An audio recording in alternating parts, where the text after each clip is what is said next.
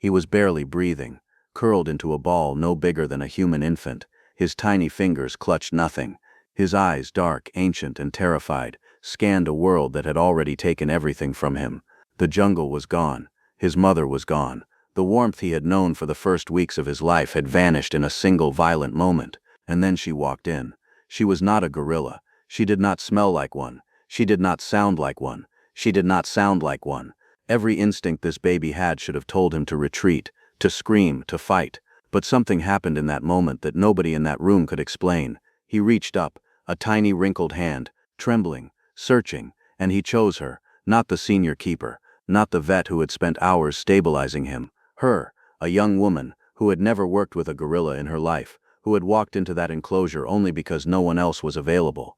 She stood frozen, afraid to move, afraid to breathe, and this baby, this shattered, orphaned, desperate little soul, grabbed her finger and held on like she was the last solid thing in a dissolving world. What happened next would change both of their lives forever. But to understand why, you need to go back to the beginning. The Virunga Highlands sit at the heart of Central Africa, where the mist never fully lifts and the trees grow so dense that midday feels like dusk. It is one of the last places on Earth where mountain gorillas still roam in the wild, powerful, silent giants moving through a landscape so ancient it feels like the planet's memory. Here, families are everything. A gorilla troop is not simply a group of animals sharing territory. It is a living, breathing community held together by loyalty, hierarchy, and a depth of maternal love that would be recognizable to any human parent.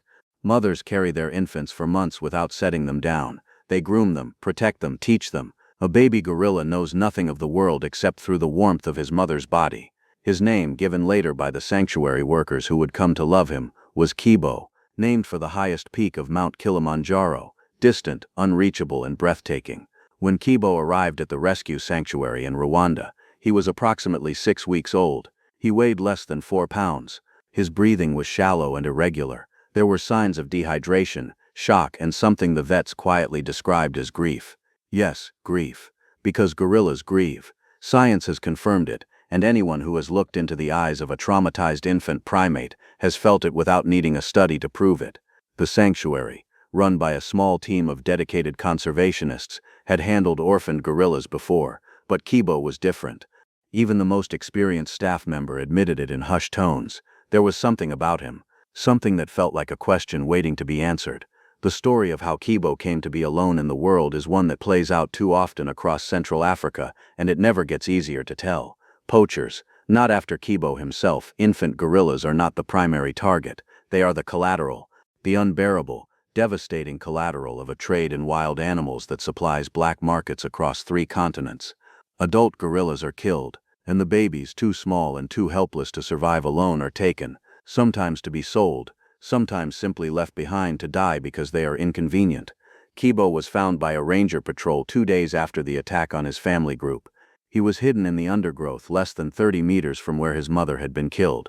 He had not moved, he had not eaten, he had simply stayed beside the last place he had known safety, waiting for something that was never going to come back. The ranger who found him said later that the sound Kibo made when he was lifted, a low, trembling, almost human moan, was something he would carry with him for the rest of his life. At the sanctuary, the first 72 hours were critical. Baby gorillas cannot regulate their own body temperature. Without constant physical contact, without the press of another warm body against theirs, they deteriorate rapidly. The team worked in shifts, holding Kibo, keeping him warm, trying to feed him through a small syringe every 2 hours. He refused most of it. He was not sick, exactly. He was heartbroken.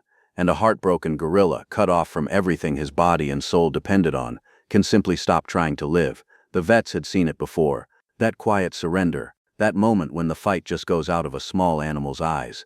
They were watching for it in Kibo, and on the 3rd night they began to see it. His temperature dropped. His grip loosened. The little fingers that had clutched so desperately at whoever held him began to go slack. The senior vet on duty made a quiet, devastating note in his logbook. Critical. Response to stimulation declining. That was the night she was called in. Her name was Amara, 24 years old, a recent graduate in conservation biology who had arrived at the sanctuary 3 weeks earlier as a volunteer. She had spent most of her time so far cataloging plant samples and helping with enclosure maintenance. She had been around the facility's older gorillas during supervised feeding sessions, but she had never worked directly with a critical infant case. The keeper scheduled for the overnight shift had fallen ill, and in the desperate reshuffling of a small understaffed team, Amara was asked if she was willing. She said yes before the question was fully finished. She pulled on her scrubs, read the briefing notes in the corridor, and pushed open the door to the medical unit. What she saw stopped her in the doorway. Kibo was lying in a padded incubator, wrapped loosely in a fleece that had been warmed to body temperature. His eyes were open but unfocused. The monitors beside him showed a heart rate that the notes described as concerning. He looked, Amara would say later, like a child who had given up on being found. She stood at the edge of the room and felt something she could not name. The senior vet gave her a brief handover. Keep him warm. Attempt feeding at 2-hour intervals. Note any changes. Call immediately if his breathing changes pattern. Then the vet was gone, and it was just Amara and Kibo and the soft hum of medical equipment in a quiet room in the middle of an African night. She did not consult a manual for what she did next.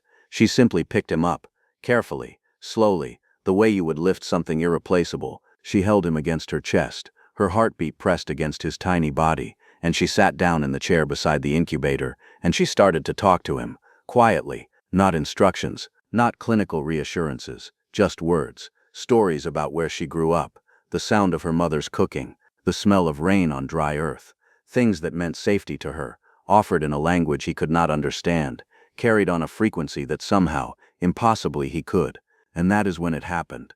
Kibo turned his head, not away from her, toward her, his cheek pressed into the warmth of her collarbone. One small hand reached up, that same trembling, searching gesture, and found her finger, and held on.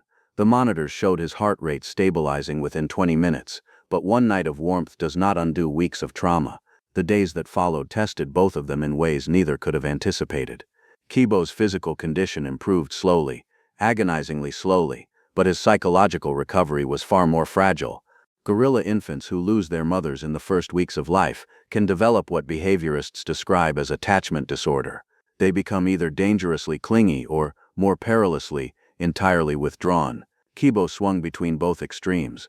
There were days when he refused to release Amara's arm for hours at a time, screaming at a pitch that rattled the windows when she had to leave the room. And there were other days, darker days, when he sat in the corner of his padded space and stared at nothing, unresponsive to touch, unreachable by any voice. The team watched these episodes with quiet professional concern, but Amara watched them with something rawer than that. She began spending every available hour with Kibo. Her officially scheduled shifts stretched into unofficial ones. She slept in the chair beside his enclosure on nights she was not rostered. The other staff noticed. Some of them worried. There is a protocol in wildlife rehabilitation that most experienced workers understand intuitively: the danger of forming attachments too deep, of becoming a surrogate rather than a bridge. The goal was always to prepare Kibo for integration with other gorillas. If he bonded exclusively to a human, that path would become infinitely harder. The sanctuary director sat down with Amara at the end of the second week. The conversation was gentle but clear. She needed to be careful. Kibo needed to be exposed to other gorillas. The bond forming between them was beautiful, but it could not be his whole world. The wild, or at least a protected semi-wild environment, had to remain the goal. Amara heard every word. She agreed with every word, and she went back to Kibo's enclosure and found him sitting in the corner, staring at nothing, and she felt the entire weight of what was being asked of her settle onto her shoulders like something made of stone. Because here is what nobody tells you about caring for a traumatized wild animal. The hardest part is not the fear that they will not survive. The hardest part is knowing that your job, if you do it right, is to one day make yourself unnecessary. And then came the setback nobody had planned for. In the 4th week, Kibo contracted a respiratory infection, not unusual in infant gorillas, whose immune systems are still developing, but alarming given how fragile his baseline health remained. His temperature spiked. His breathing became labored. He was moved back to the medical unit, placed back on monitoring, and for 48 agonizing hours the team did not know which way it would go. She sat outside the medical unit, not allowed inside during treatment, and she waited. Staff brought her food she barely touched. Someone left a blanket on the chair beside her. She sat through the night listening to the muffled sounds of veterinary work, and she prayed in 3 languages: her mother's, her grandmother's, and one she had invented somewhere in the terrified silence of the longest night of her life. He pulled through, slowly, stubbornly, in the way that some living things cling to the world as though they have decided, somewhere deep in the wordless part of themselves, that they are not finished yet. When Amara was finally allowed back into the room, Kibo was lying quietly in his incubator, his breathing even, his eyes open. He did not immediately react to her arrival. She stood in the doorway, exhausted beyond expression, and watched him. And she thought, in one of those honest, unguarded moments that only extreme tiredness allows, that he looked like a question that had finally found its answer. She walked to the incubator. She reached in, and Kibo, without looking up, without any visible acknowledgement that he had even registered her presence, reached out and wrapped both of his small hands around two of her fingers. Not one hand this time, both. The vet, standing behind Amara, quietly left the room. Later she would tell her colleagues that she left because she did not want anyone to see her cry. The truth was that some moments are too complete to be witnessed by anyone except the people they belong to. Kibo held on, and Amara, for the first time in 4 weeks, let herself cry. Not from fear, not from exhaustion, but from something that had no clinical name and needed none. Relief is too small a word. Recognition is closer. The feeling that something had been fought for and won, not by force but by the oldest and most stubborn force there is. Presence, patience, love that does not ask to be understood. In the weeks that followed, Kibo's recovery was remarkable.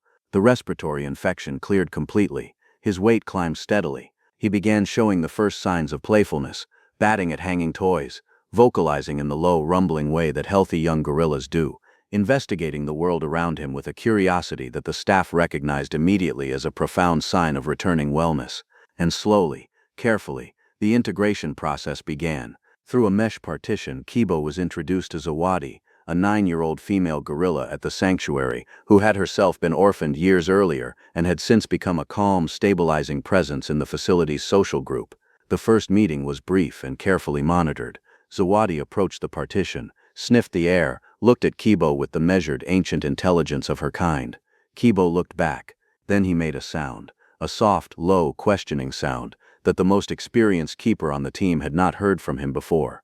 She described it as something between a greeting and a recognition, as if some part of Kibo that had been waiting, that had been held in suspension, had finally stirred. The integration took 3 months. It was gradual and careful, and sometimes painfully slow, but it worked. Kibo found his place in the social group. He found in Zawadi's patient presence something that began to approximate the gorilla companionship his development required. He did not forget Amara. When she entered the sanctuary space, he would cross the enclosure to be near the boundary, to vocalize, to reach toward her if she came close enough. But he no longer needed her to survive. That, the director quietly told Amara one afternoon, was the definition of success. There is a moment in almost every genuine rescue story that is impossible to photograph. It is not the dramatic rescue itself. It is not the first feeding or the first step or the first sign of recovery. It is the quieter moment, days or weeks or months later, when you look at an animal who was once dying, and you see something in their eyes that was not there before. Not just health, not just safety, settledness, the look of a living thing that has decided the world is worth staying in. Kibo has that look now. He is thriving in the sanctuary's extended habitat, part of a small social group that includes Zawadi and 2 younger males who arrived in the years that followed. He is, by all behavioral assessments, a psychologically healthy young gorilla with strong social bonds and what the team laughingly calls an opinion about everything. He is curious. He is occasionally stubborn. He has a particular fondness for certain keepers and a particular talent for communicating his displeasure when feeding time is late. He is, in other words, magnificently, stubbornly, irreducibly alive. Amara completed her volunteer placement and went on to study primate rehabilitation at a postgraduate level. She returns to the sanctuary twice a year, and every time she does, a certain young gorilla makes his way across the enclosure to be near her. But he has not forgotten. There is something in that, in the specific tenderness of a bond that was formed in desperation and survived into something gentler, that speaks to a truth larger than any one story. We tell ourselves that the line between humans and animals is fixed and clear, that we are the caretakers and they are the cared for, that the exchange is one-directional, and then a 6-week-old gorilla reaches up in a darkened room and grabs the finger of a young woman who is just as afraid as he is, and holds on. The question we asked at the beginning, what would you do if a creature with nothing left chose you as its only anchor, has no clean answer. Amara did not have a plan. She did not follow a protocol. She sat in a chair and told a grieving infant about the smell of rain and her mother's cooking, and she stayed. That is the whole story. And it turns out that sometimes staying is enough. Sometimes staying is everything. In the highlands of Central Africa, where the mist never fully lifts, and the trees remember things we have forgotten, A young gorilla is learning to be wild again. He carries with him the marks of everything he has lost. He carries also the mark of everything that found him. Both are part of who he is now. Both always will be.